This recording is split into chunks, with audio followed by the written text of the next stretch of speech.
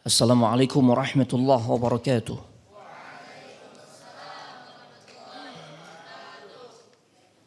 Innal hamdalillah nahmaduhu wa nasta'inuhu wa nastaghfiruh wa na'udzu billahi min shururi anfusina wa min sayyiati a'malina. May yahdihillahu fala mudilla lahu wa may yudlil fala hadiya lahu. Asyhadu an la ilaha illallah wahdahu la syarika lahu wa asyhadu anna Muhammadan 'abduhu wa rasuluh la nabiyya wa la rasula ba'dah. Allahumma salli wa sallim ala hadzal nabiyil karim wa ala alihi wa ashabihi ajma'in. Ya ayyuhalladzina amanu ittaqullaha haqqa tuqatih wa la tamutunna illa wa antum muslimun. Ya ayyuhalladzina amanu ittaqullaha وقولوا قولا سديدا يصلح لكم أعمالكم ويغفر لكم ذنوبكم ومن يطع الله ورسوله فقد فاز فوزا عظيما وبعد فإن أصدق الحديث كتاب الله وخير الهدى هدى محمد صلى الله عليه وآله وسلم وشر الأمور محدثاتها وكل محدثة بدعة وكل بدعة ضلالة وكل ضلالة في النار. أما بعد أيها الإخوان والأخوات في الله أعزني الله وإياكم. Para ikhwan dan juga akhwat, saudara-saudariku jamaah salat maghrib Masjid Raya Cipinang Muara dan juga para pemirsa yang mengikuti kajian kita melalui channel YouTube. Alhamdulillah kita sangat bersyukur kepada Allah di malam hari ini 5 Rajab 1444 Hijriah yang juga bertepatan dengan tanggal 26 Januari 2023. Bi'aunillahi wa taufiqihi, dengan pertolongan dan juga taufik dari Allah Subhanahu wa taala, kita kembali dipertemukan dalam satu majlis yang mulia, yaitu majlis ilmu. Majlis yang insyaallah semoga ini menjadi salah satu sebab yang akan memudahkan jalan kita semua untuk bisa masuk ke dalam syurganya Allah Subhanahu wa taala. Sebagaimana yang Nabi sallallahu alaihi wasallam janjikan, man salaka tariqan yaltamisu fihi ilman sahalallahu lahu bihi tariqan ilal jannah. Barang siapa yang melangkahkan kaki untuk bisa hadir ke dalam majlis ilmu, maka Allah akan mudahkan jalan orang tersebut untuk bisa masuk ke dalam syurganya. Mudah-mudahan kita termasuk di dalamnya. Terlebih kita berada di satu bulan yang mulia, yaitu di bulan apa? Bulan Rajab. Masya Allah. Artinya bulan Rajab ini semakin menyadarkan kita betapa semakin dekat bulan suci Ramadan. Berarti kurang dari 2 bulan lagi ya. Setelah Rajab apa? Sya'ban, baru kemudian Ramadan. Ya Allah. Tamu agung gak lama lagi akan kita temui jemaah. Di antara kebiasaan para salaf terdahulu, sebagaimana dijelaskan oleh Al-Imam Ibn Rajab Al-Hambali di dalam Lataiful Ma'arif. Para sahabat ridwanullahi alaihim jami'an yang kisahnya kita angkat di dalam kajian di setiap malam Jumat pekan keempat ini. Para sahabat itu punya lifestyle, punya gaya hidup. Di saat 6 bulan ya menjelang Ramadan, artinya setengah tahun, mereka tuh udah nyampaikan kepada Allah munajat ataupun doa-doa yang penuh harapan. Mereka ingin ketemu dengan Ramadan. Kalau kita ini kurang dari 2 bulan ya, maka sangat patut kita mengamalkan apa yang diamalkan oleh para sahabat. Sahabat itu 6 bulan sebelum Ramadan mereka doa kepada Allah. Allahumma sallimni ila Ramadan. Ya Allah, sampaikanlah diriku agar bisa ketemu dengan Ramadan. Ya, wasallim li Ramadan, dan sampaikan Ramadan kepada diriku ya Allah. Wa tasallamhu minni mutaqabbala, dan ketika Allah perkenankan dirinya untuk ketemu Ramadan, semoga semua ibadah, semua amal saleh yang mereka kerjakan diterima di sisi Allah Subhanahu wa taala. Itu untayan doa yang mereka sampaikan kepada Allah, dan mereka adalah generasi terbaik umat ini. Makanya kita juga patut mengamalkan doa yang satu ini jemaah. Ini doa biasa dibaca oleh para sahabat. Ada yang udah hafal? Allahumma sallimni ila Ramadan wa sallim li Ramadan wa tasallamhu minni mutaqabbala. Nah, taib, kisah yang akan kita angkat di pertemuan malam hari ini insyaallah masih melanjutkan kisah sosok khalifah yang kedua, yaitu Umar ibn al-Khattab radhiyallahu taala anhu. Masya Allah. Umar adalah sosok yang penuh dengan keteladanan jemaah. Pesona dirinya sudah diamati oleh Nabi sallallahu alaihi wasallam dan menjadikan Nabi pun tertarik kepada dirinya. Ya, sekalipun dirinya belum masuk Islam, bahkan masih jadi musuh kaum muslimin. Masih jadi musuh besarnya kaum muslimin, tapi pesonanya Umar sudah membuat Rasul tertarik pada dirinya. Apa buktinya? Ketika Nabi berdoa, Allahumma a'izzal Islam bi Umar ibn al-Khattab khassatan. Ya Allah, muliakanlah Islam ya dengan sosok Umar ibn al-Khattab secara khusus. Artinya Nabi udah punya keinginan semoga Allah kasih hidayah kepada Umar. Luar biasa Pak. Ya, Masya Allah. Dan Umar menjadi khalifah pada saat awal terjadinya perang yang begitu sengit ya di negeri Syam. Ketika itu kaum muslimin berkumpul ya di sebuah tempat yang namanya Yarmuk. Masya Allah. Ya, menghadapi Romawi.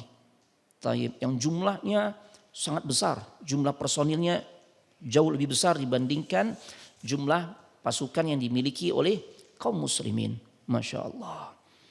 Sebagian ulama mengatakan di perang Yarmuk kaum muslimin cuma punya 37.000 pasukan. Sedangkan orang-orang Romawi punya pasukan berapa Pak? 120.000. Allahu Akbar. Ya, Masya Allah. Nah di saat itulah Umar ibn al-Khattab diangkat menjadi khalifah ketika khalifah sebelumnya itu Abu Bakar As-Siddiq wafat. Nah, dan saat itu ya kaum muslimin memang tengah berkumpul di Yarmuk. Bersiap-siap untuk menghadapi pasukan Romawi yang sangat banyak. Masya Allah. Dan pada akhirnya Allah pun memberikan kemenangan kepada kaum muslimin. Di saat kepemimpinan Khalifah Umar ibn al-Khattab. Makanya pantas kalau kemudian sahabat Abdullah ibn Mas'ud berkata, Kana Islamu Umar fathan. Ya, Islamnya Umar itu adalah sebuah kemenangan. Dengan keislaman Umar, maka itu adalah sebuah kemenangan. Awal-awal belum masuk Islam, ya, maka akhirnya membuat ciut orang-orang musyrikin Quraisy.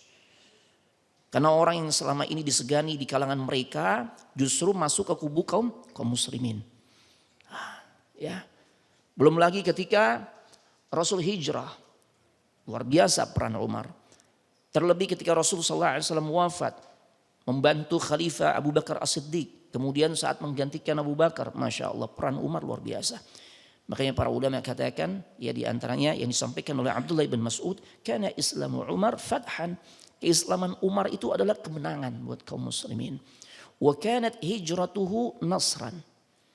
Hijrahnya beliau itu adalah pertolongan dari Allah. Wa kanat imaratuhu rahmah. Dan kepemimpinannya adalah rahmat bagi kaum muslimin. Masya Allah. Luar biasa. Apa sih menjadi kunci? Umar begitu luar biasa Pak. Kontribusinya kepada kaum muslimin Pak. Masya Allah. Ini yang perlu kita pelajari nih Pak. Apa yang menjadi kunci sehingga begitu luar biasa kontribusi atau peranan Umar ibn al-Khattab untuk kaum muslimin. Ya, beliau tidak hanya melakukan perubahan untuk dirinya. Tapi juga perubahan yang dirasakan oleh umat. Ini dahsyat Pak. Ya bahkan nanti banyak hal-hal yang berlaku di zaman sekarang itu penerapan awalnya ketika di masa Khalifah Umar ibn al-Khattab. Atau karena andil Umar ibn al-Khattab.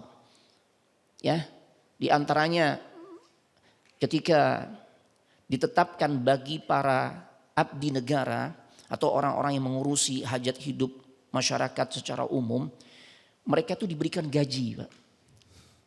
Ya, itu ijtihadnya siapa? Umar ibn al-Khattab. Kejadiannya kapan? Di saat Abu Bakar As-Siddiq. Ya, beliau diangkat menjadi khalifah. Ya karena beliau sebelumnya adalah seorang pedagang. Ternyata saat dibutuhkan, orang-orang menghadap sang khalifah, sang pemimpin, nggak ada di tempat. Ternyata Abu Bakar lagi ngapain? Lagi dagang. Umar akhirnya berijtihad bahwasanya sejak besok hari ya dan seterusnya engkau tidak perlu lagi berdagang. Ya, nanti engkau akan diberikan kecukupan untuk ya dari sisi nafkah. Masya Allah. Makanya konsep itu berlaku sampai sekarang nggak? Ya, abdi negara itu ya diberikan gaji untuk menjalankan amanahnya sebaik-baiknya, untuk menjalankan amanah yang diberikan dengan sebaik-baiknya. Ini luar biasa, Pak. Ya, dia melakukan perubahan tidak hanya untuk dirinya tapi juga untuk umat. Ya, dan ini kuncinya sebagaimana perkataan Nabi kepada Umar. Ya. Nabi SAW pernah mengatakan bahwasanya innallaha ja'alal haqqa ala lisani Umar wa qalbihi. Sesungguhnya Allah menjadikan kebenaran itu berada di atas lisan dan hatinya Umar. Jadi ada keselarasan antara ucapan lisan dengan hati. Ini kalau orang udah begini kira-kira ada sifat kemunafikan gak Pak? Gak ada. Ini orang imannya luar biasa Pak. Jujur Pak. Apa yang dia katakan itu memang apa yang ada di dalam hatinya. Ya, ini luar biasa. Ini orang ikhlas banget Pak. Ya, menunjukkan keikhlasan dirinya. Makanya perubahan yang beliau lakukan tidak hanya ditunjukkan untuk dirinya saja. Tapi juga terasa bagi umat. Khususnya kaum muslimin. Masya Allah. Luar biasa Bapak Ibu jamaah sekalian. Semoga dimuliakan oleh Allah Subhanahu Wa Taala. Ya. Makanya di masa Umar memimpin, di awal-awal memimpin. Ya, saat di perang Yarmuk Allah berikan kemenangan. Dengan begitu gemilang. Sampai-sampai Damaskus. Dimashq. Sebutan kita Damaskus. Kemudian Al-Hims. Ini kota-kota besar yang dikuasai oleh orang-orang Romawi. Yang ada di wilayah Syam. Ya, kalau Syam sekarang berapa negara Pak? Ada 4 negara. Ada Yordan, ada Libanon, Suria, satu lagi Palestina. Masya Allah. Kemudian ada juga Ajnadain. Itu dibebaskan. Ya, dari cengkeraman orang-orang Romawi. Ya Allah. Sampai kemudian hal itu menjadi pembuka atau pintu awal nanti dibebaskannya Baitul Maqdis. Allahu Akbar. Luar biasa. Ya, Masya Allah. Padahal saat itu Romawi menguasai dunia Pak. Mereka begitu bebas. Ya, mengarungi semua belahan atau muka bumi yang ada. Ya, termasuk negeri-negeri Arab. Tapi saat saat Umar ibn Al-Khattab memimpin menjadi khalifah bagi kaum muslimin, Masya Allah. Allah berikan kemenangan. Ya, buat kaum muslimin. Masya Allah. Ini menunjukkan keutamaan sosok Umar ibn Al-Khattab radhiyallahu ta'ala anhu. Nah, dan gaya kepemimpinan Umar adalah beliau adalah seorang pemimpin yang sangat menonjol kasih sayangnya kepada rakyatnya. Makanya di antara ciri khas, walaupun semua pemimpin Islam itu sangat perhatian, tapi sosok Umar nih sangat menonjol Pak.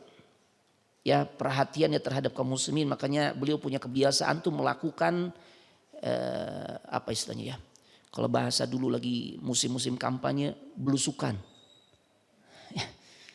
Tapi bukan pencitraan, bukan, emang udah jadi kebiasaannya, udah jadi habitnya ya, udah jadi kebiasaannya tuh belusukan. Dan belusukannya kapan Pak? Malam. Melihat bagaimana kondisi rakyatnya, Masya Allah. Khawatir di tengah malam ada yang sedang kelaparan dan sebagainya. Masya Allah, luar biasa. Dan ini menjadi kebiasaannya Umar ibn Al-Khattab. Gaya kepemimpinannya seperti itu. Ya, Masya Allah. Maka keadilan pun menyebar.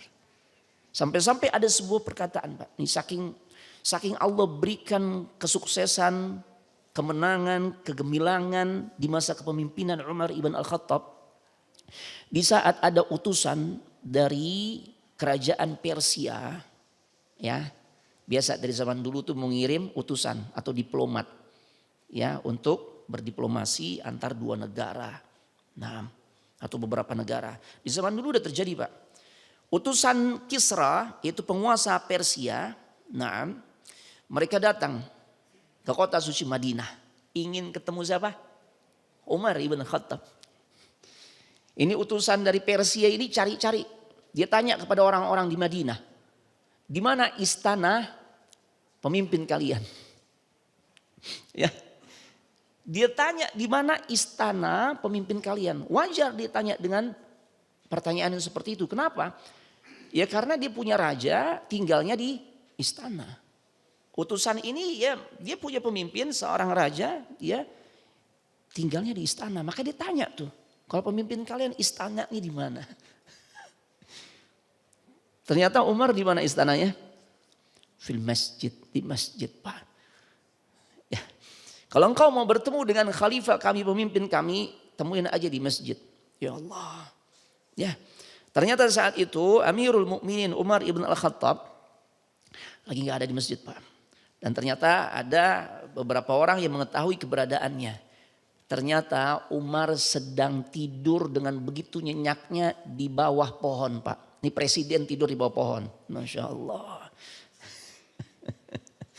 Allahu Akbar. Ya. Ini bukan sekedar presiden Pak, khalifah. Anak kasih gambaran. Di masa Umar tuh menempatkan beberapa orang sahabat untuk jadi pemimpin. Yang kemudian dikenal dengan istilah gubernur. Di antaranya ya Amr ibn al-As. Ditugaskan oleh Umar ibn al-Khattab menjadi gubernur di Mesir. Ya. Kemudian ada juga Sa'ad ibn Abi Waqqas. Ya. Ditugaskan juga tuh ke negeri lainnya. Dan ya daerah kekuasaannya itu bukan satu negara. Ya. Kalau Syam sekarang 4 negara ya. Berarti kan cakupan kekuasaannya begitu luar biasa luasnya. Itu baru gubernurnya. Lantas bagaimana dengan khalifah di atas gubernur? Oh. Maka lebih dari presiden nih Pak. Ini pemimpin dunia. Ya. Tidurnya di mana? Di bawah pohon. Kalau engkau mencari pemimpin kami itu dia tuh. Lagi tidur di bawah pohon. Subhanallah. Ini membuat kaget utusan dari Persia. Sampai kemudian dia berkata. Ya. Utusan dari Persia ini berkata dengan kalimat yang Masya Allah. Ya, dia katakan apa? Hakamta bil adl. Ya. Hakamta wa adalta wa amanta wa nimta. Masya Allah. Wahai Khalifah Umar. Sesungguhnya engkau bisa seperti ini. Ya karena engkau memimpin umatmu, memimpin rakyatmu dengan penuh keadilan. Ya. Sehingga pada akhirnya dengan keadilan yang engkau tunjukkan, keadaan menjadi aman. Ya. Sehingga kalau sudah aman, pantesan. Ente nyaman banget nih tidur di bawah pohon. Masya Allah. Jadi gak perlu ada pas pampres Pak. Gak perlu. Ya. Luar biasa ya. Ini menunjukkan di masa kepemimpinan Umar ibn al-Khattab itu keadaan begitu amat sangat kondusif. Ya, kesejahteraan dirasakan oleh kaum muslimin dan beliau memimpin selama 10 tahun. Bapak Ibu jamaah sekalian semoga dimuliakan oleh Allah Subhanahu wa taala. Ya, ini ungkapan yang luar biasa, Pak.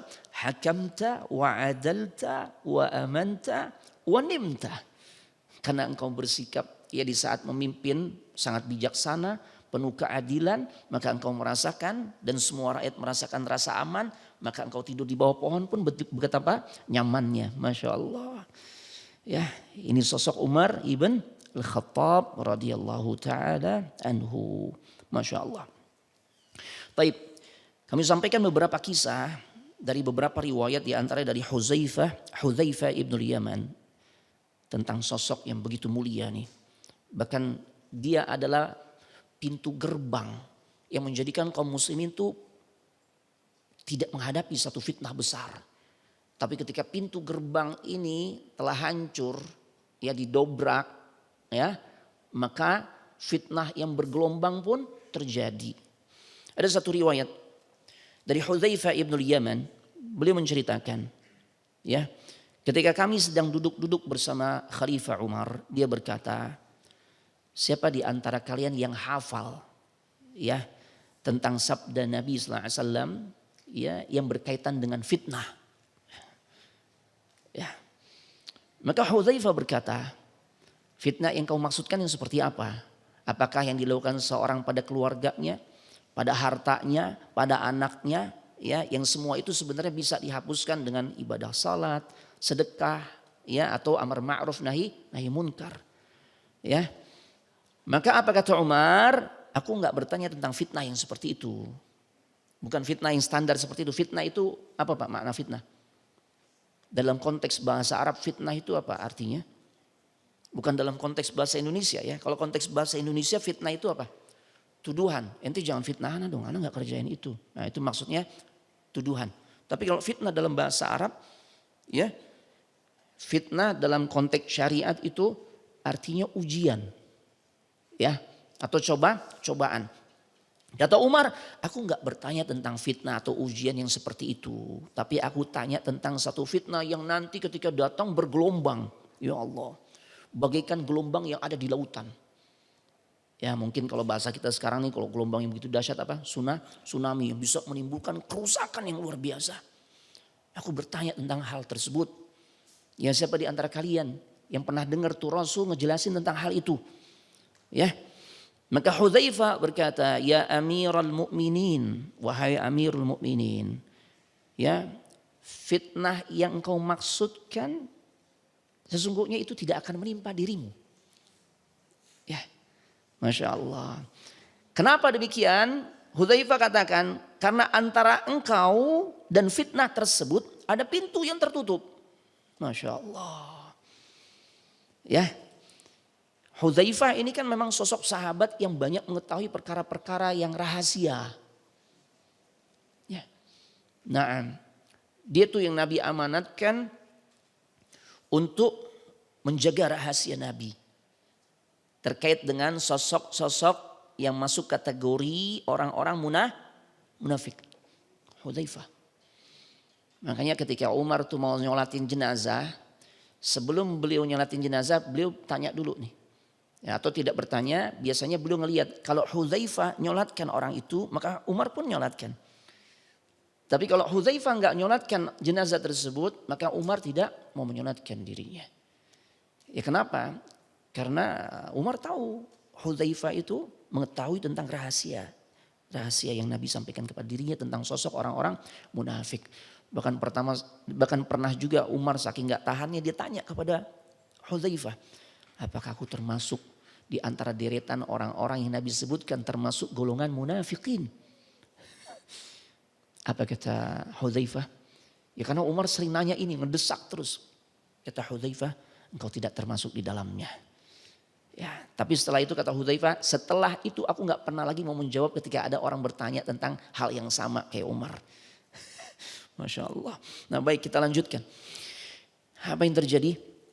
Fitnah yang kau maksudkan itu tidak akan menimpa dirimu wahai khalifah. Ya. Nah, karena antara engkau dan fitnah tersebut ada sebuah pintu. Ya, dan pintu itu tertutup. Umar nanya lagi, apakah pintu itu akan dihancurkan? Ya. Atau dibuka dengan cara normal. Ini nanti kan pintu itu yang menjadi penghalang sehingga fitnah tidak terjadi.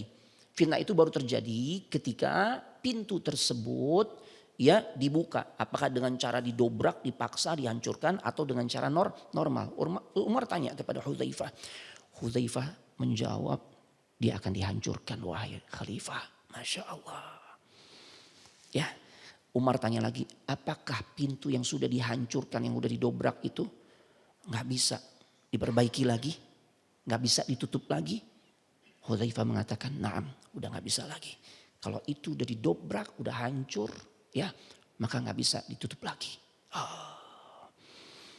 Dan kemudian fi riwayah perawi lainnya melanjutkan, orang-orang nanya kepada Hudzaifah ketika selesai percakapan itu, orang-orang nanya ke Hudzaifah, merapat ke Hudzaifah.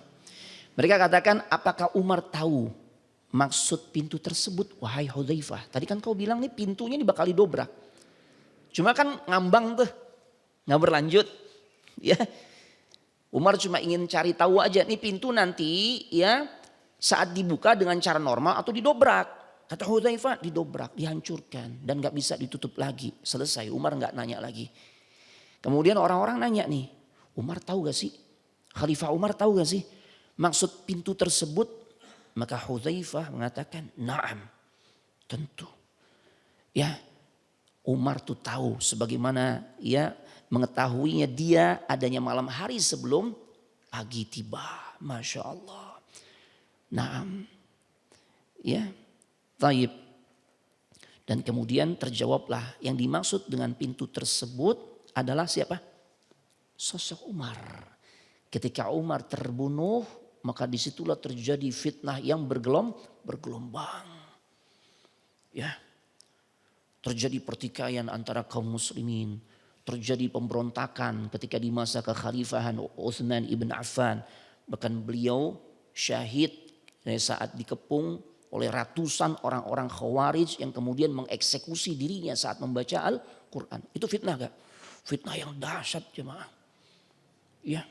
Apa kemudian selesai? Enggak. Di masa Ali ibn Abi Thalib terjadi lagi fitnah besar-besaran.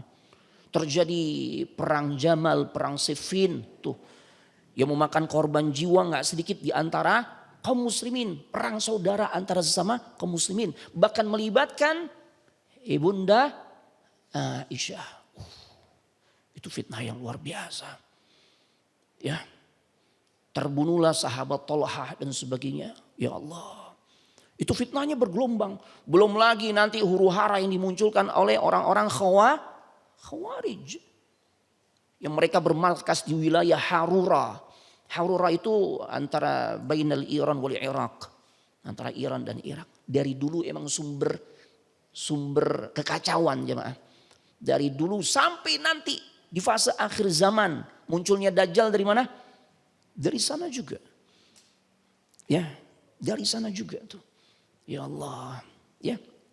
Nah, ternyata pintu yang menjadikan fitnah bagi kaum muslimin itu sebenarnya terjaga. Kecuali saat pintu itu sudah hancur. Pintunya adalah Umar. Kalau Umar udah terbunuh, ya, maka siap-siap kaum muslimin akan menghadapi berbagai macam ujian cobaan yang begitu berat. Ini menunjukkan bagaimana ya kelebihan yang Allah tunjukkan pada sosok Umar ibn Al-Khattab. Dia menjaga pintu gerbang bagi kaum muslimin. Atau dia menjadi pintu gerbang bagi kaum muslimin agar tidak tertimpa berbagai macam ujian dan cobaan. Artinya selama beliau mimpin, ya, maka insya Allah kaum muslimin, ya masya Allah, dengan izin Allah itu dijaga benar-benar jemaah. Tapi ketika beliau wafat, disitulah terjadi ya fitnah yang begitu bergelombang, masya Allah. Taib, Bapak Ibu jemaah sekalian semoga dimuliakan oleh Allah Subhanahu Wa Taala. Ya. Apa saja keutamaan Umar ibn Al-Khattab yang dicatat oleh para ulama? Ya, di antaranya adalah sebagaimana yang disampaikan oleh Ali ibn Abi Thalib. Riwayat ini dari sahabat Abdullah ibn Abbas. Beliau menuturkan ketika jenazah Umar ibn Al-Khattab dibaringkan di atas tempat tidurnya. Ya Allah. Ya. Setelah 1 pekan beliau sekarat. Ya. Apa yang terjadi? Orang-orang mengerumuni jenazahnya untuk menyolatkan jenazahnya dan kemudian mendoakannya sebelum diangkat dan dikuburkan. Ternyata saat itu ya Abdullah bin Abbas mengatakan ada yang mengejutkan diriku. Tatkala ada sosok yang datang dia memegang pundakku ya dan ternyata dia adalah sosok Ali ibn Abi Thalib. Ya Allah. Dan kemudian Ali bin Abi Thalib berkata di hadapan jenazahnya Umar. Apa yang beliau katakan? Sungguh aku sangat berharap berjumpa Allah. Dengan membawa amal-amal saleh seperti engkau wahai Umar. Allahu Akbar. Ya. Ali ungkapkan bagaimana rasa cintanya, rasa kagumnya. Makanya beliau memberikan al-madah wa thana, pujian sanjungan kepada Umar. Dan di antara orang itu mendapatkan husnul khatimah, Pak. Ciri-ciri orang yang mendapatkan husnul khatimah di antaranya kan ketika mautul mu'min bi'araqil jabin, kama qala Nabi sallallahu alaihi wasallam.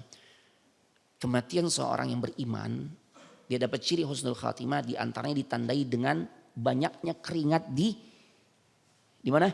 Dahi. Ya, di dahi. Taib.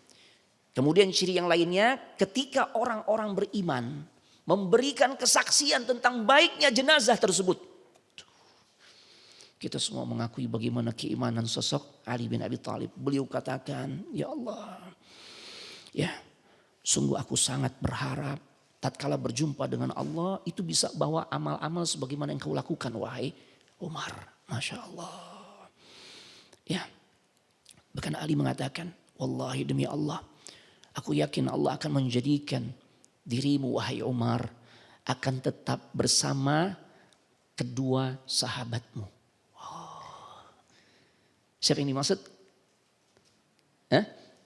Ali ngedoain Umar agar tetap bersama kedua sahabatnya. Siapa yang dimaksud dua sahabatnya Umar ini? Rasulullah dan Abu Bakar. Allah kabulkan gak doanya Ali? Doa yang penuh ketulusan. Iya kan? Makanya tatkala keluarganya Umar ibn Al-Khattab minta izin kepada ibunda Aisyah. Ya, agar jasadnya Umar dikuburkan di dekat Nabi sallallahu alaihi wasallam. Atau lebih tepatnya di dekat Abu Bakar. Karena kan Rasul kemudian Abu Bakar baru Umar. Minta izin untuk keluarganya. Ya. Padahal sebenarnya ibunda Aisyah berharap kalau beliau wafat, beliau dikebumikan di situ. Ya. Tapi kemudian ya karena Umar yang lebih dulu wafat, minta izinlah keluarganya. Dan ternyata akhirnya diizinkan oleh ibunda Aisyah. Ya. Maka sejak saat itu kemudian ibunda Aisyah membuat sekat antara tempat tidurnya dengan kuburan Nabi dan juga kuburan ayahandanya Abu Bakar As-Siddiq. Karena saat itu ada lagi jasad yang lain, yaitu Umar ibn Al-Khattab. Dikabulkan. Ya, Masya Allah. Bahkan Ali mengatakan, aku sering mendengar Nabi sallallahu alaihi wasallam bersabda, "Zahabtu ana wa Abu Bakar wa Umar wa dakhaltu ana wa Abu Bakar wa Umar wa kharajtu ana wa Abu Bakar wa Umar." Ya Allah, aku pergi bersama Abu Bakar dan Umar. Aku masuk ke satu tempat juga bersama Abu Bakar dan Umar. Dan saat aku keluar dari satu tempat, aku pun bersama Abu Bakar dan Umar. Ya Allah. Ini meluruskan, Pak, kejinya sebagian kalangan yang mengaku Islam. Yang mengatakan betapa dahsyatnya permusuhan antara Umar ibn Al-Khattab dengan Ali ibn Abi Thalib. Bagaimana mungkin seorang bermusuhan sampai menyampaikan doa yang penuh ketulusan, keikhlasan yang kemudian Allah ijabah nih. Ini sahabat semua tuh bersahabat, sangat mesra, sangat dekat hubungannya, Pak. Ya, Masya Allah. Keutamaan yang lain. Dari sahabat Abu Hurairah, beliau pernah berkata, di umat-umat terdahulu ada orang-orang yang diberikan ilham. Ya, ilham itu semacam firasat yang tajam, Pak. Tapi bukan wangsit, bukan. Tuh. Apalagi pakai nunggu mimpi dulu gitu ya, ya Allah. Atau nunggu istilahnya nunggu nanti petunjuk dari Allah, tapi harus menjalani satu proses gila dulu misalnya. Jadi ODGJ dulu gitu ya, nanti dia mencapai level tertinggi. Itu zaman sekarang terjadi ya? Ya terjadi ya. Zaman sekarang nih ya yang dikatakan wali itu justru orang-orang gila. Wali yang tingkatannya paling tinggi itu yang kalau dilihat oleh kebanyakan manusia ODGJ. Orang gila. Subhanallahal-azim. Ini namanya istihza, pelecehan terhadap kemuliaan derajat wali, Pak. Terjadi gak zaman sekarang? Makin gila, makin tinggi derajat kewaliannya. Makin pula dibodoh-bodohin tuh umat. Dengan istilah, iya Anda gak paham. Itu dia sudah mencapai level majdzub. Udah terhalang tuh sisi-sisi kemanusiaannya. Sehingga yang kita lihat menurut pandangan zahir kita, itu orgil, ODGJ. Tapi ya hijab antara dirinya dengan Allah sudah tersingkap. Jadi bahlul. Masya Allah. Ini terjadi. Wallahi Pak. Ini pembodohan terhadap umat, Pak. Bagaimana mungkin derajat yang begitu mulia, yaitu derajat kewalian tuh ya kemudian ditunjukkan dengan orang yang tidak waras, Pak. Orang gila ini jangankan jadi wali yang sebenarnya jadi wali kelas, jadi wali murid gak pantas, Pak. Ya, kemarin kan kita musim ngambil rapot anak-anak kita tuh ya. Kita ngambil rapot. Tiba-tiba datang sosok yang gak pakai baju, ngomongnya gak jelas gitu kan. buka aurat, kemudian dia datang, ana mau ngambil rapot buat anak-anak gitu ya. Kira-kira guru terima gak? Pasti guru panggil tuh satpam, Pak Satpam nih tolong. Ada orang nyasar belum waktu kuliah keluar, dia keluar tuh. Ini dianggap begitu Pak. Na'udzubillah wa nas'alullah al-'afwa wal 'afiyah. Baik. Dijelaskan pada umat terdahulu ada orang-orang yang dikasih ilham. Masya Allah, firasat yang tajam. Maka kemudian dijelaskan jika ada pada seorang dari umatku, orangnya adalah Umar yang punya firasat yang tajam. Masya Allah. Ya. Kemudian dari Abu Hurairah juga, beliau pernah bertutur berkata, ketika kami sedang bareng bersama Nabi, beliau bersabda, "Baina ana naimun, ra'aituni fil jannah, fa idza imra'atun tatawaddau ila janibi qasr." Ya Allah, faqultu liman hadzal qasr? Faqalu li Umar. Ini Pak, menunjukkan tentang keutamaan Umar. Saat aku tidur, Nabi cerita nih, saat Nabi tidur, aku mimpi.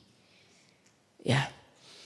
Aku mimpi sedang berada di dalam surga. Mimpinya Nabi benar gak? Benar. Jangan mengada-ngada, kita kepedean. Ana habis mimpi kemarin Ustadz. Ya. Dengan hal-hal yang seakan-akan kita tuh tahu hal-hal gaib. Enggak.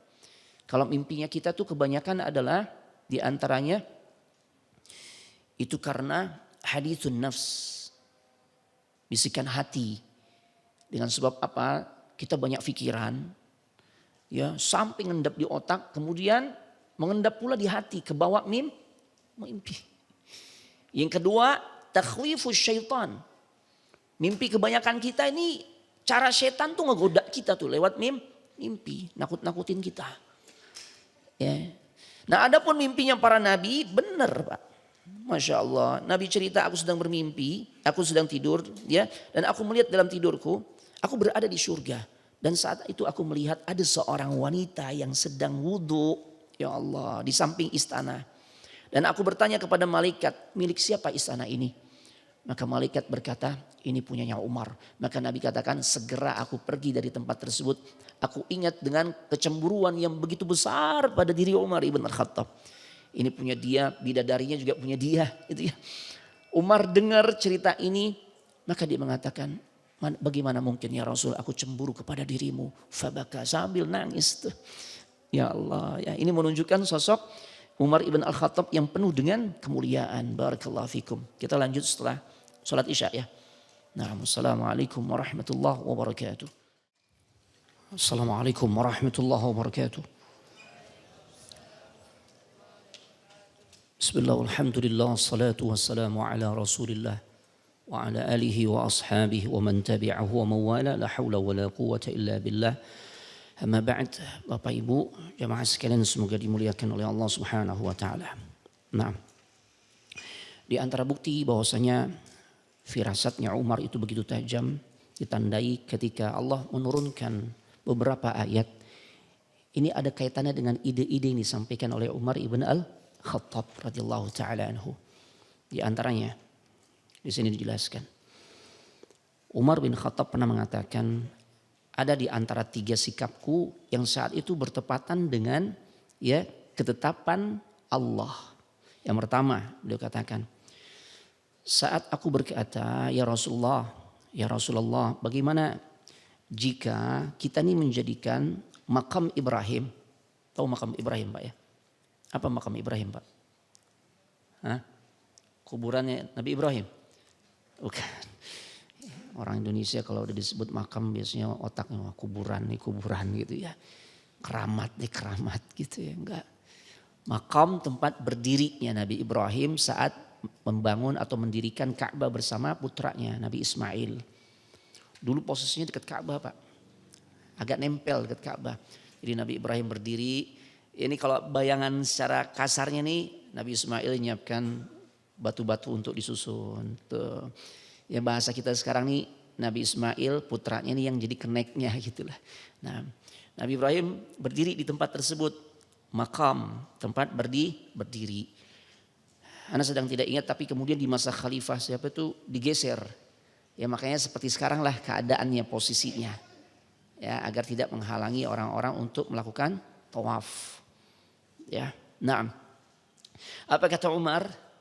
Ya Rasulullah, bagaimana kalau kita jadiin makam Ibrahim, tempat Nabi Ibrahim berdiri ketika bangun Ka'bah, itu sebagai tempat sholat ya Rasul. Maka gak lama setelah itu turun ayat dalam surah Al-Baqarah 125. Wattakhidhu min maqami Ibrahim musalla. Ya Allah. Dan jadikanlah makam Ibrahim sebagai tempat sholat. Masya Allah. Diawali oleh idenya siapa? Umar ibn Khattab.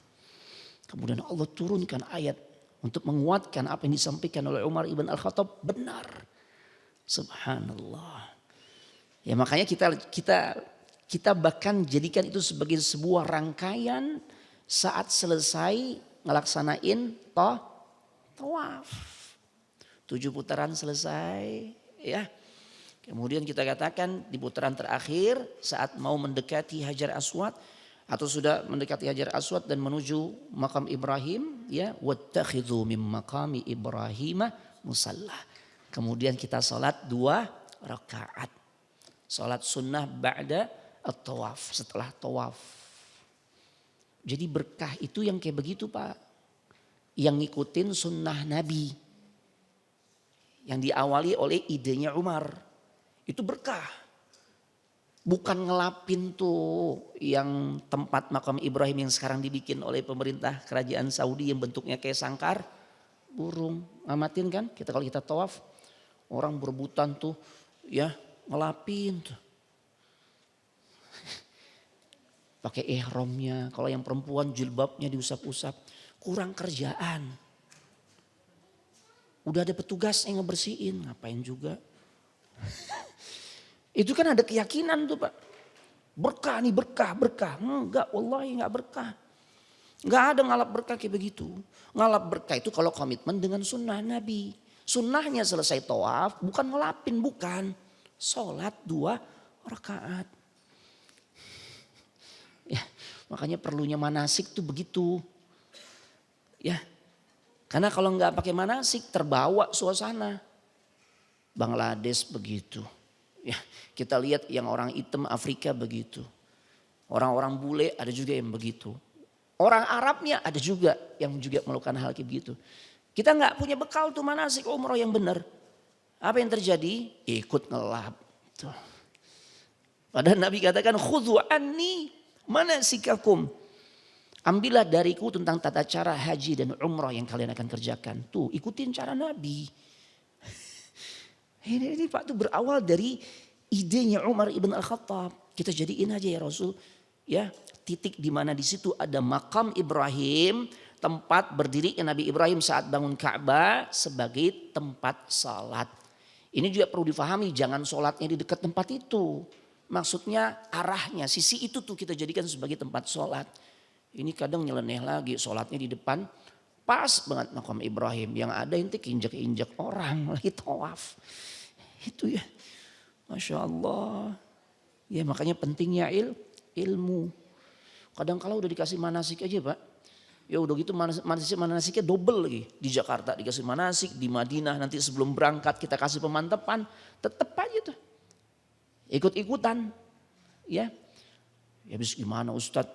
Kebanyakan pada ngelapin, anak ngelapin juga. Kebanyakan pada kisbay bismillah ya Allahu Akbar. Wah anak kisbay juga Ustadz, ya Allah. Pak anak kasih manasiknya gak pakai kisbay, kok pakai kisbay? Ah Ustadz jauh-jauh dari Indonesia sampai sini gak pakai kisbay gak afdol. Tuh. Ibadah pakai selera kan.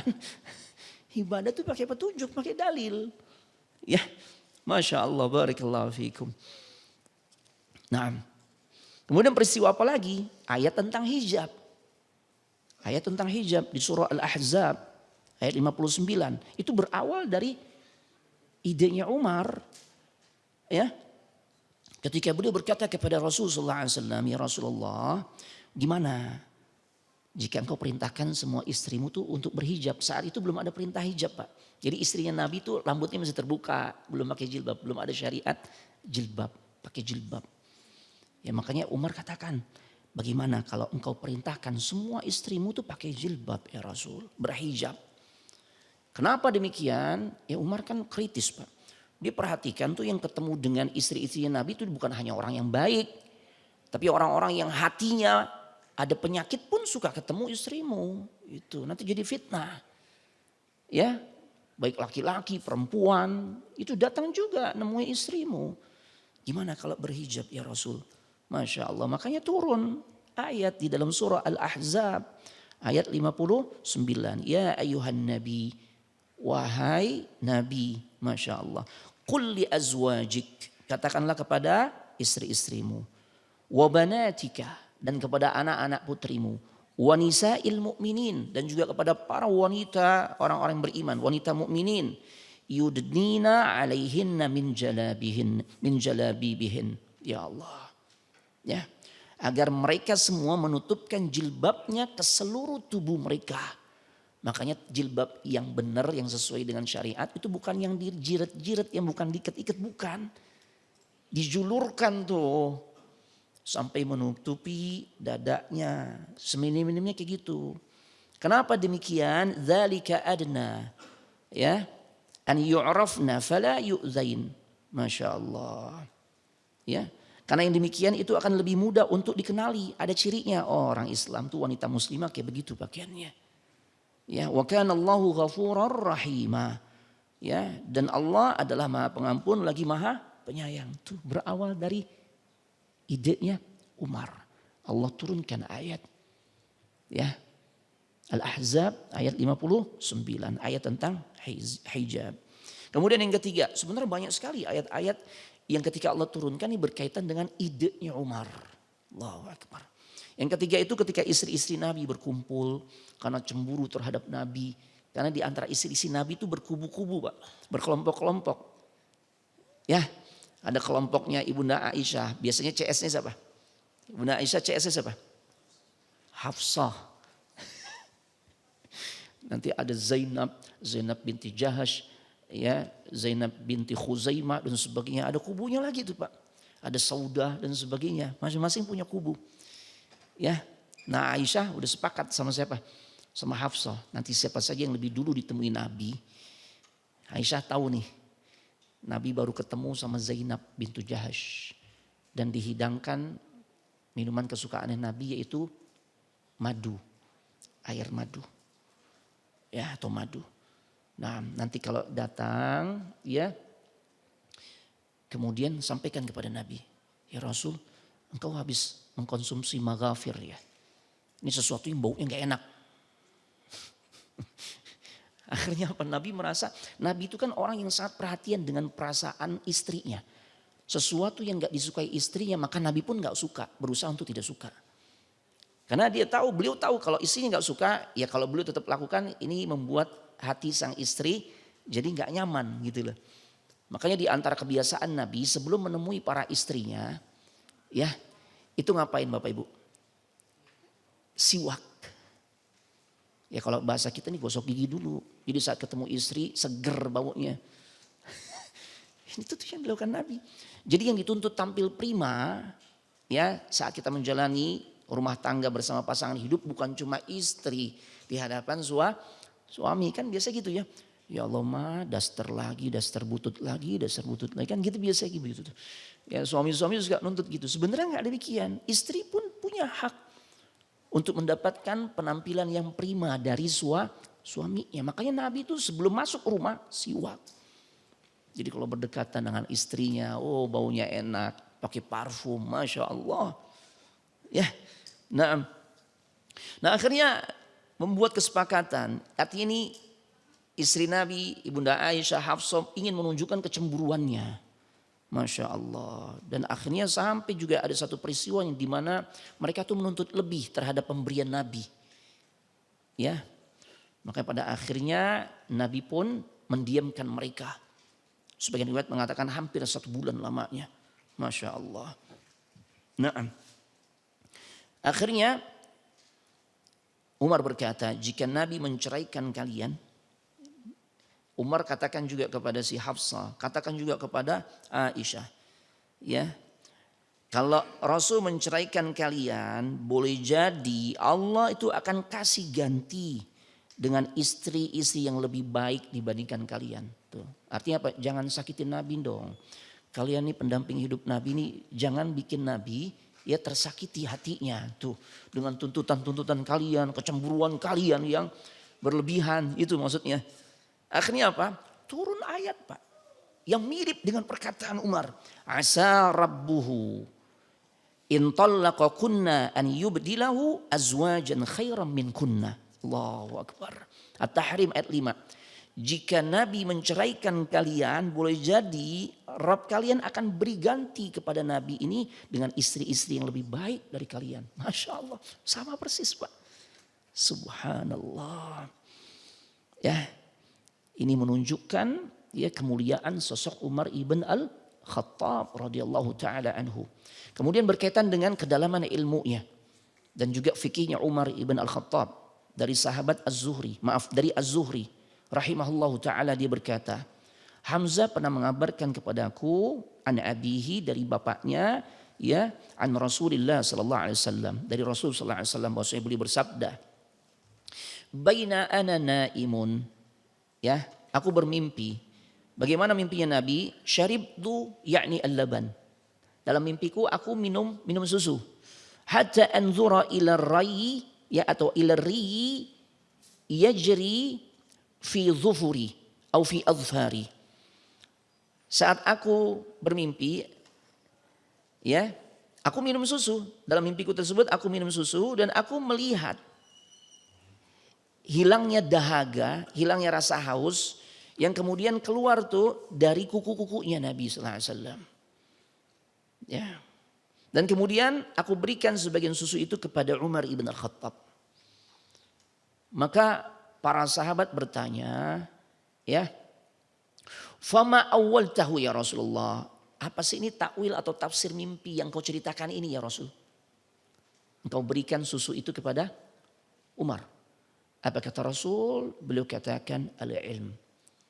Allah berikan ilmu kepada sosok Umar ibn al-Khattab. Masya Allah. Dan memang kenapa, dan memang pantas Pak. Memang pantas Umar tuh jadi orang yang berilmu, alim kabir. Ya, ulama di kalangan para sahabat, rujukan ya umat di masa itu dan di masa-masa setelahnya. Ya, karena Umar bin Khattab adalah orang yang sangat serius Pak dalam mencari ilmu, di dalam menjalani proses menuntut ilmu. Ini adik-adik makanya serius tuh, Masya Allah. Karena siapapun di antara kita yang serius di dalam meraih satu kebaikan, Allah akan berikan, Allah akan mudahkan. Ya, taib. Nah, Umar bin Khattab mencontohkan hal tersebut. Ya, beliau termasuk orang yang sangat semangat, paling semangat dalam urusan nuntut ilmu. Diceritakan dalam sebuah riwayat, ya, diriwayatkan oleh Al-Imam Al-Bukhari. Umar pernah cerita, aku dan tetanggaku yang orang Ansar itu pernah berada di satu perkampungan Bani Umayyah ibn Zaid, ya, yang dimana mereka tuh tinggalnya di pinggiran kota suci Madinah. Kemudian saat itu aku buat komitmen sama sahabat Ansorku ini. Apa komitmennya? Kita giliran ya, karena kan posisinya jauh nih dari rumahnya Nabi, ya, dari Masjid Nabawi. Kenapa? Karena kan posisi di pinggiran kota Madinah. Sedangkan Masjid Nabawi, tempat di mana Nabi menyampaikan ilmu, itu di pusat kota. Maka saking gak pengennya beliau kehilangan ilmu yang beliau dapatkan, beliau katakan kepada sahabat Ansor ini, kita giliran ya, datang untuk bermajlis bersama Nabi. Hari ini aku, ya, engkau istirahat. Besok Anda, saya istirahat. Apa yang saya dapat, saya sampaikan kepada dirimu. Apa yang kau dapat, engkau sampaikan kepada diriku. Masya Allah. Luar biasa Pak. Ya. Jadi gak dikit-dikit uzur syar'i, enggak. Ya. Kadang-kala ada info kajian. Oh Masya Allah, ada kajian nih. Ya. Gerimis. Kira-kira apa alasannya? Kalau orang-orang zaman sekarang, Anda gak usah datang deh. Ntar juga ada YouTube-nya. Gitu ya. Uzur syar'i. Tuh. Dikit-dikit uzur syar'i. Giliran kondangan Pak. Hujan gede. Anginnya juga Masya Allah gede. Cari Grab. Masya Allah. Ini Pak, ini luar biasa ya. Ini kita bisa dapat gambaran nih betapa Umar itu adalah sosok pecinta ilmu. Makanya pantas jadi orang alim, orang berilmu. Karena nggak bisa ilmu itu didapatkan hanya dengan berleha-leha Pak. Nggak bisa. Maka alhamdulillah kalau anak-anak kita ini menjalani proses menuntut ilmu, ya, apalagi sampai mondok tuh, ya, tersistem, terschedule dengan baik, jadwal belajar, jadwal istirahat, jadwal main, masya Allah. Mudah-mudahan kalau serius Allah berikan karunia ilmu, ya, masya Allah, ya. Taib, Bapak Ibu jamaah sekalian yang semoga dimuliakan oleh Allah Subhanahu Wa Taala. Sebenarnya banyak sekali kisah tentang Umar ibn Khattab. Ya, cuma memang waktu kita terbatas ya. Ana sampaikan sebagai penutup terkait dengan masa di mana Umar ibn Al-Khattab menemui ajalnya. Ya. Umar ibn Al-Khattab beliau terbunuh atau dibunuh oleh seorang yang bernama Abu Lu'lu'ah Al-Majusi. Abu Lu'lu'ah Al-Majusi. Dia berasal dari Persia, Pak. Ini orang yang dendam kepada Umar. Kenapa dendam sama Umar? Karena Persia takluk di bawah kepemimpinan Umar. Negeri yang tadinya menyembah api, Pak. Kemudian ketika ditaklukkan mulailah tersinari dengan cahaya tauhid. Ini orang dendam. Ya. Dendamnya benar-benar membara. Dia rencana untuk ngebunuh Umar.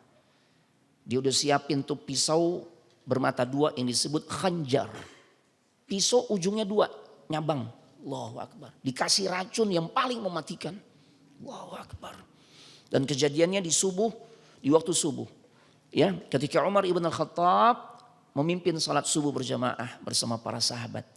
Jadi idealnya pemimpin umat, dia juga yang menjadi pemimpin di dalam salat. Itu idealnya Pak. Ya, dia pemimpin dalam urusan secara umum, dia juga yang memimpin dalam urusan salat. Itu ideal ya. Nah, Umar lagi mimpin salat subuh berjamaah dan saat itu gelap.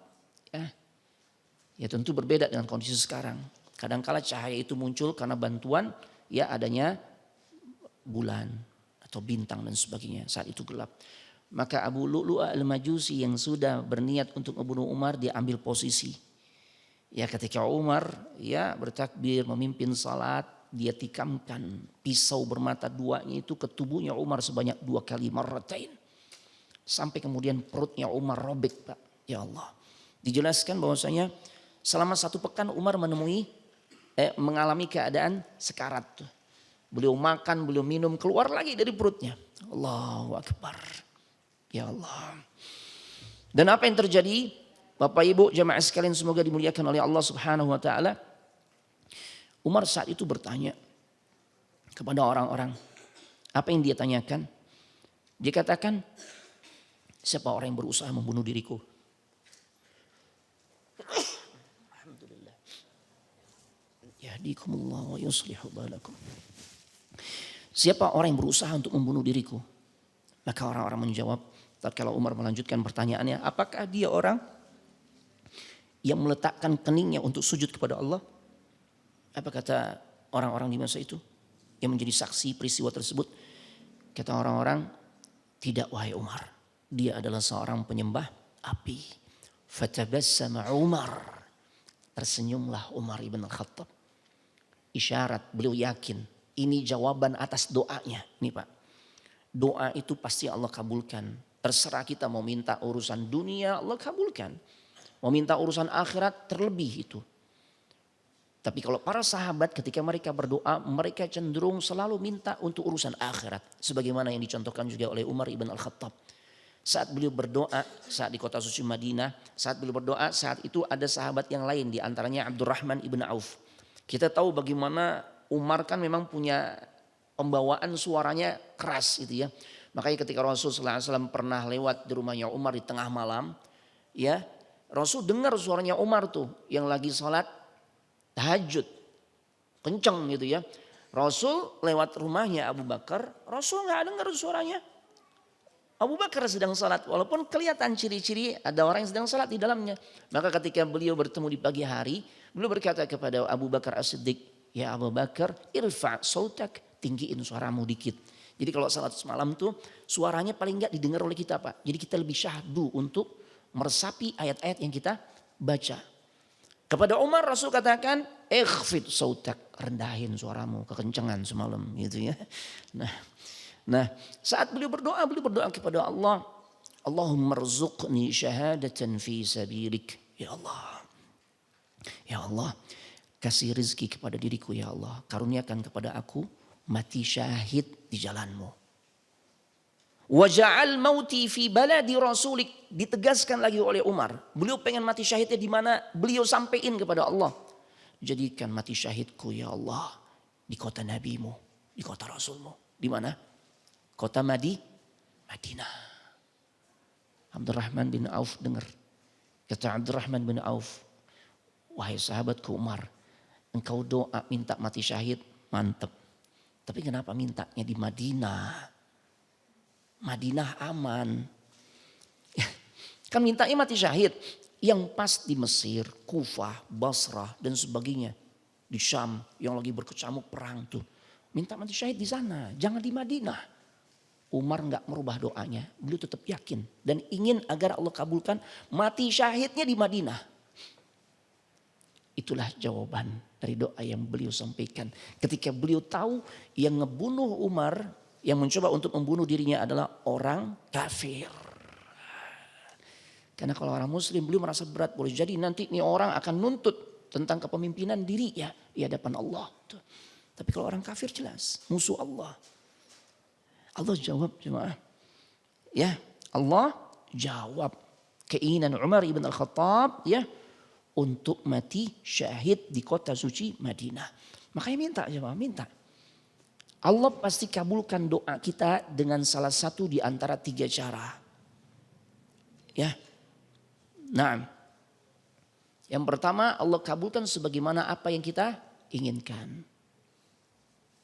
Yang kedua, wa imma an yasrifa anhu mithliha ay kama qala. Yang kedua, ada kalanya doanya itu tidak dikabulkan sebagaimana yang kita inginkan. Tapi diganti nanti pengabulannya di mana? Di akhirat. Wa imma an yaddakhiraha lahu fil akhirah. Maaf. Ada kala cara kedua, Pak. Doa kita dikabulkan dalam bentuk ditunda pengabulannya nanti di akhirat. Ya. Nih kalau sekarang ada yang udah sering berdoa, udah tahunan pengen dapat keturunan. Ternyata sampai meninggal gak dapat keturunan. Jangan prasangka buruk sama Allah dengan mengatakan Allah enggak jawab doa anak, enggak. Allah jawab, cuma boleh jadi dengan cara yang kedua. Pengabulannya di akhirat, bentuknya 2 diantaranya. Yang pertama takfiruz dzunub sebagai penghapusan dosa. Ya, dari doa yang belum terkabulkan diganti sebagai penghapusan dosa. Yang kedua sebagai raf'ud darajat, pengangkatan derajat. Sebagaimana Ibunda Aisyah dinikahi Nabi, tentu orang yang menikah pengen punya anak atau keturunan. Apalagi yang nikahi dirinya adalah Rasulullah SAW. Ibunda Aisyah sangat mungkin pasti beliau berdoa kan. Tapi kita tahu dalam sejarah Ibunda Aisyah dapat keturunan enggak? Enggak. Apa kemudian kita katakan iya doanya Ibunda Aisyah enggak dikabulkan sama Allah? Enggak, dikabulin. Cuma diganti di akhirat. Semoga beliau termasuk yang dijadikan oleh Allah sebagai salah satu pemimpin wanita-wanita di surga. Selain yang Rasul sebutkan di antaranya adalah Khadijah, Fatimah, Asiyah bintu Muzahim dan Maryam bintu Imran. Karena istri Nabi semua kan dimasukkan ke surga kan. Tuh Pak. Masya Allah. Ya. Nah, terakhir. Nah, ini ada kaitannya dengan peristiwa pembunuhan Umar ibn al-Khattab. Ketika menjelang wafatnya Umar. Ya. Umar menyuruh nangkep anaknya. Umar menyuruh bawahannya untuk menangkap anaknya yang bernama Ubaidullah. Ubaidullah ibn Umar ibn al-Khattab. Ya, ini menjelang wafatnya Pak. Lagi sekarat beliau perintahkan, tangkap anakku Ubaidullah. Kenapa Umar perintahkan? Ya, agar bawahannya ini menangkap Ubaidullah putranya.